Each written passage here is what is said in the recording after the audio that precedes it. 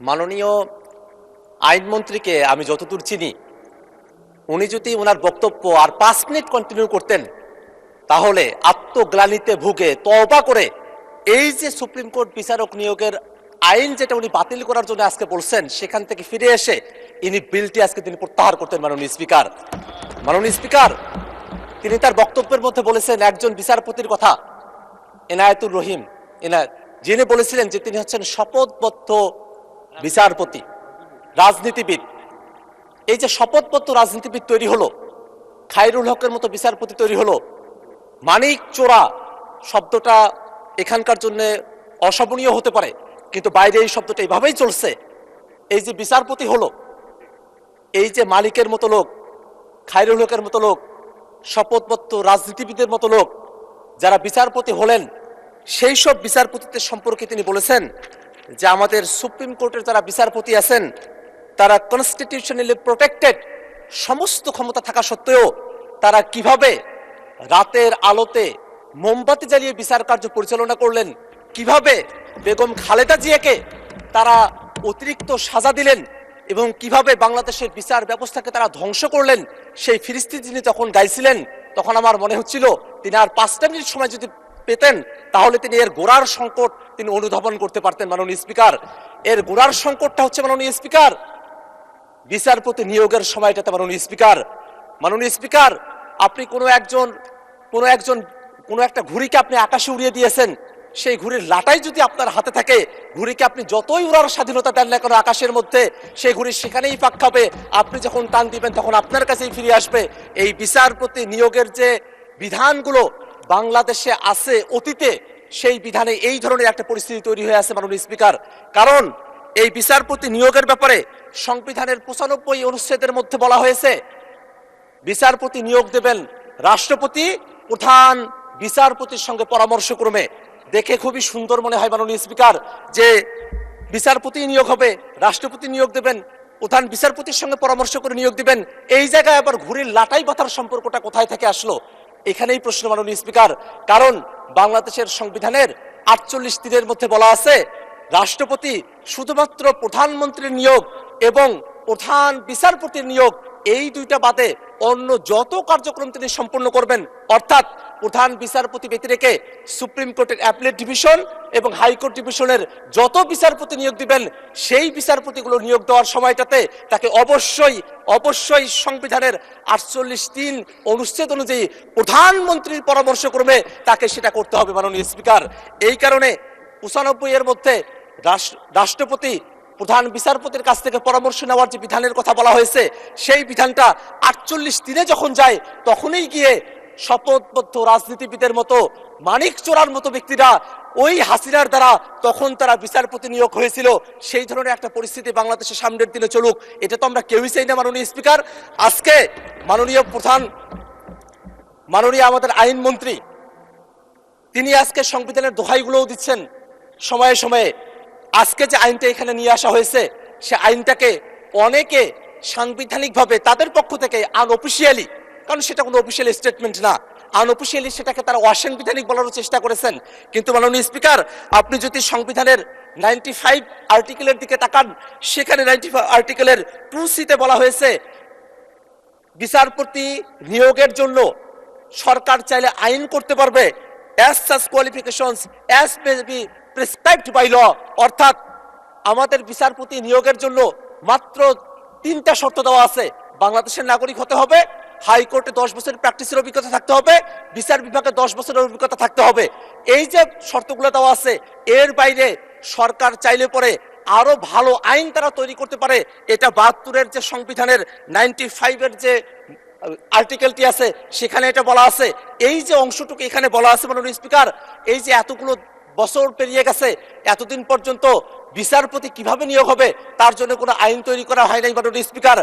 এতদিন পর্যন্ত সেটাকে ফেলে রাখা হয়েছিল, সেটাকে রাখা হয়েছিল ওই এক্সক্লুসিভলি প্রধানমন্ত্রী যিনি আছেন তার কথা মতো বিচারপতি নিয়োগ করার বিধানের দিকে ছিল মাননীয় স্পিকার। সেইটাতেই অন্তর্বর্তীকালীন সরকার একটা পরিবর্তন নিয়ে এসে তারা বিচারপতি নিয়োগের জন্য আলাদা একটা অধ্যাদেশ তারা করেছেন।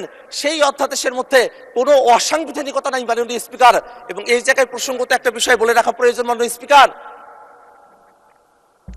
এই অধ্যাদেশটা যখন পাশ করা হলো সেই সময়টাতে আমি জানি না এটা বলা শোভন হবে কিনা, আমাদের বর্তমান এই হাউজের মাননীয় ডেপুটি স্পিকার জনাব কায়সার কামাল তিনি একটা রিটের শুনানিতে উপস্থিত হয়েছিলেন। যে রিটটা আমাদের বিএনপির বন্ধুরা তখন করেছিলেন, সেই রিটটা ছিল এই যে সুপ্রিম কোর্টের বিচারক নিয়োগের যে অধ্যাদেশ, সেই অধ্যাদেশটাকে অসাংবিধানিক ঘোষণা করার জন্য, বাতিল করার জন্য একটা রিট। সেই রিটটি যখন হয়, মজার ব্যাপার হলো সে সময়টাতে আমাদের বর্তমানে যিনি আইনমন্ত্রী আছেন তিনি অ্যাটর্নি জেনারেলের পদে ছিলেন। এখানেই দেখার বিষয়টা মাননীয় স্পিকার, আমাদের আজকের যিনি ডেপুটি স্পিকার আছেন তিনি এটা বাতিল করার জন্য বলছেন, আর আজকে যিনি আইনমন্ত্রী তার দপ্তর, অ্যাটর্নি জেনারেলের দপ্তর তখন এই আইনের পক্ষে দাঁড়িয়েছিল। এবং সেই সময়টাতে আমাদের বিচারপতি আকরাম তার যে বেঞ্চ, সেই বেঞ্চ কিন্তু সেই সময়টাতে সামারিলি এটাকে রিজেক্ট করেছিল, একটা রায় দিয়েছিল। তারা বলেছিল পর্যবেক্ষণ সহকারে একটা রায়, যে এই যে আইনটা হয়েছে সে আইনে কোনো অসাংবিধানিকতা নেই। মাননীয় স্পিকার, আমরা যদি এই আইনটার দিকে একটু তাকাই মাননীয় স্পিকার, এই আইনের মধ্যে একটা কাউন্সিল করার কথা বলা হয়েছে। সে কাউন্সিলের চেয়ারপারসন হবেন আমাদের যিনি প্রধান বিচারপতি আছেন তিনি নিজেই এটার প্রধান থাকবেন। এবং এই কাউন্সিলে অ্যাপিলেট ডিভিশনের একজন সিনিয়র জাজ থাকবেন, হাইকোর্ট ডিভিশনের দুজন সিনিয়র জাস্টিস থাকবেন, আরও থাকবেন আইনের অধ্যাপক, অ্যাটর্নি জেনারেল থাকবেন, সেখানে সাবেক বিচারপতিও একজন থাকবেন। এখানে দেখার বিষয় হলো এখানে কয়েকটা জিনিস আছে যেটা অটোমেটিক্যালি হতে হবে।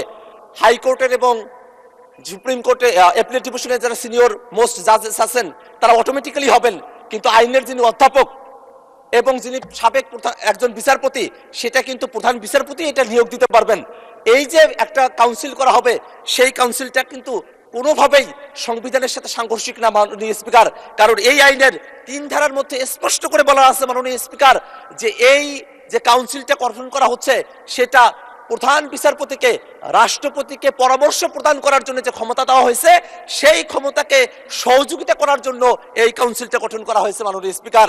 এবং এই কাউন্সিলে কিছু শর্তের কথা বলা হয়েছে, কিছু যোগ্যতার কথা বলা হয়েছে, যে যোগ্যতাগুলো অতীতে কখনোই এটাকে পরিপালন করা হয় নাই।